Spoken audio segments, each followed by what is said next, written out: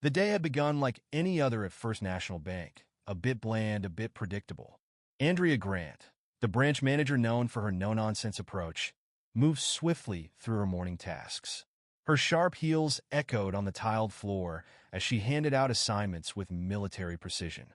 Everyone knew Andrea demanded excellence, and failure to meet her standards was never ignored. But today, there was a shift in the air, a disruption she hadn't planned for. A man entered, not with flamboyance, but with a quiet presence that immediately grabbed attention. He appeared to be in his late 50s, dressed like someone who hadn't bothered to check the mirror before leaving the house. Old jeans, a faded graphic tee, and a red cap boldly emblazoned with the words, "Make America Great Again." Andrea's expression hardened at the sight of him. The hat wasn't just a fashion choice. It was a statement. A statement she had no interest in entertaining. She didn't care for controversy, but if it was handed to her, she knew how to handle it. The man strolled up to the counter, taking his time as if he belonged. There was an unmistakable shift in the room. Staff glanced at each other. Some customers shifted uncomfortably. But Andrea saw an opportunity to take control.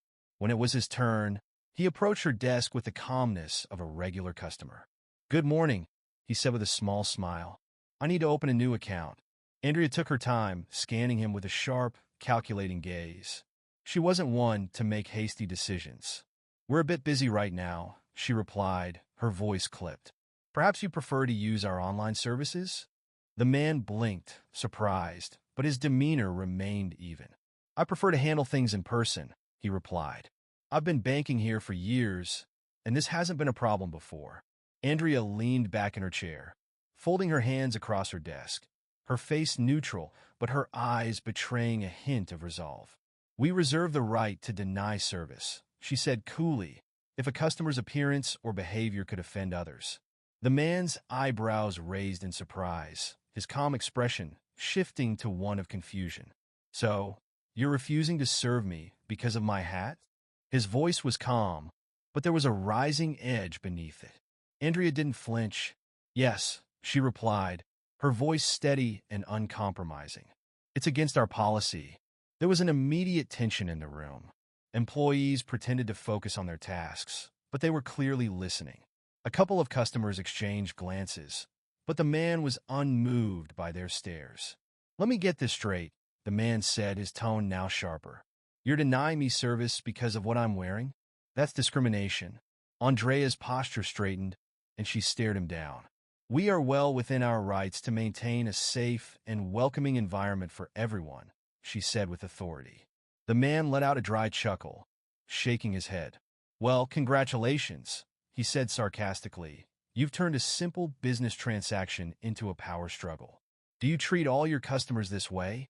Or am I just a lucky one?" Andrea's patience was thinning, but she remained composed. "Sir, this is your final warning. Please leave, or I'll have to call security." At that, the man leaned forward slightly, his gaze hardening. "You might want to think about your next move," he said quietly, his voice like ice. "Because if you think kicking me out is going to end well for you, you're mistaken." Andrea, undeterred, gestured to the security guard at the door. "James, please escort this gentleman out," she said, her tone sharp. James hesitated for a moment, clearly uncomfortable with being caught between them. The man noticed and grinned, muttering under his breath, "Good man."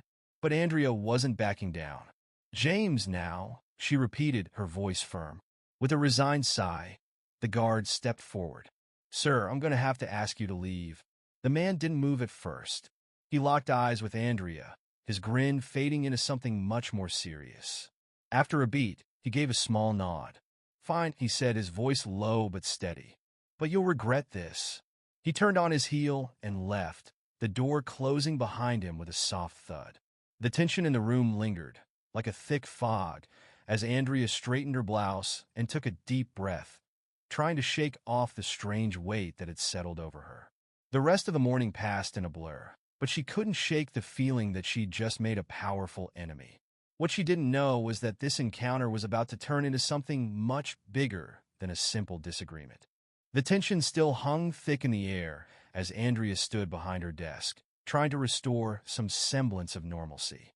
Back to work, everyone, she said, her voice brisk, cutting through the stillness. But her command did little to ease the palpable discomfort.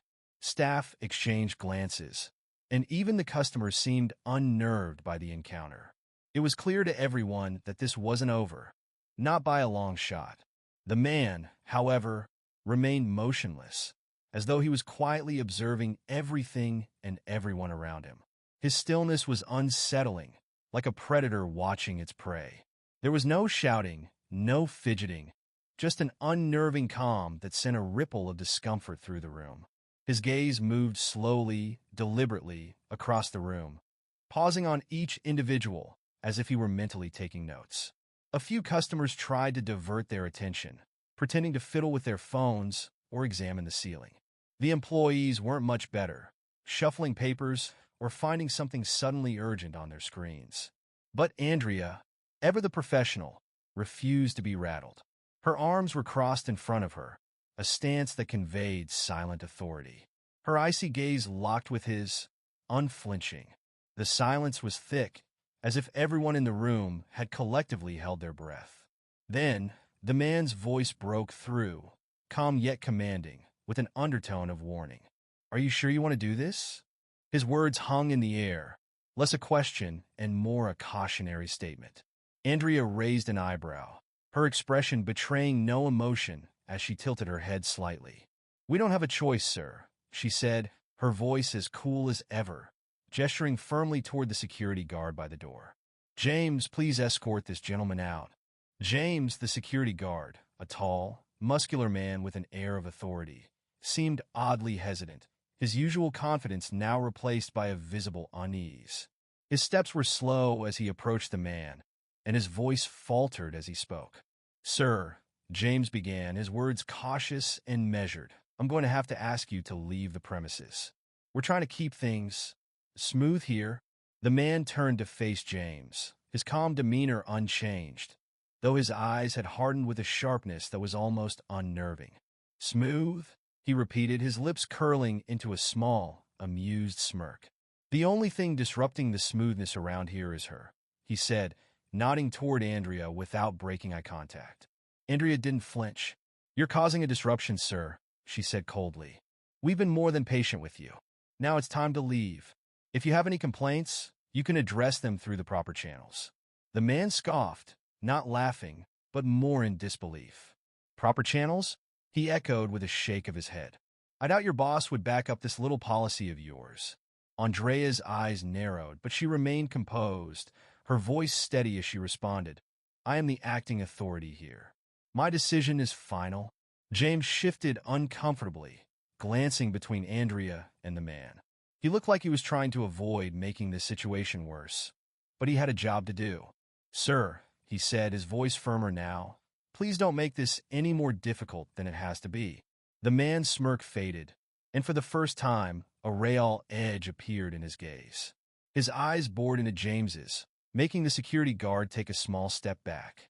The man gave a slight nod, his demeanor now more controlled, but still intense.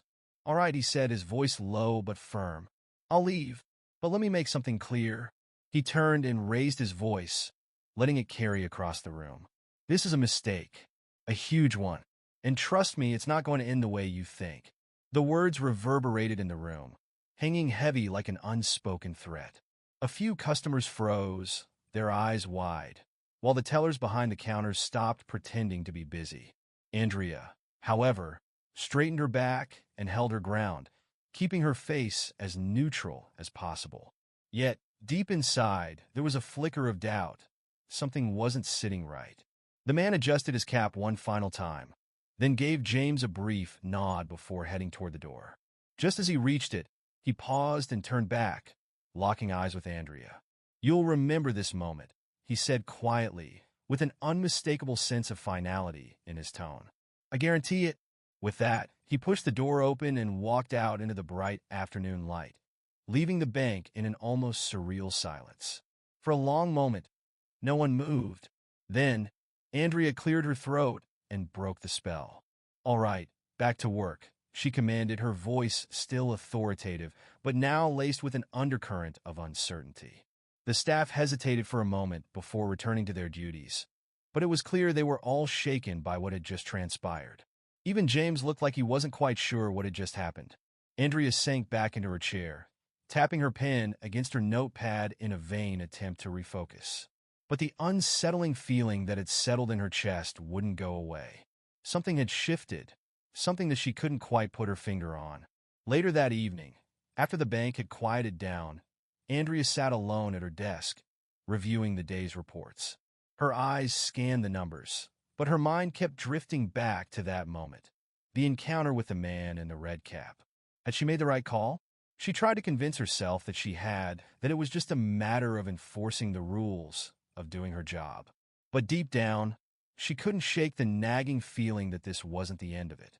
Whatever consequences were coming, they hadn't fully revealed themselves yet. And somehow, Andrea couldn't help but feel like she might regret her actions.